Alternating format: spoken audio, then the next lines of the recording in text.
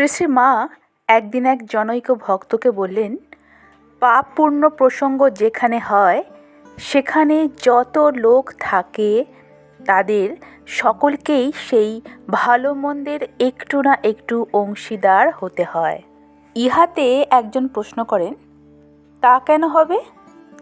মা উত্তর দেন, শোনো মা, কেমন করে হয়।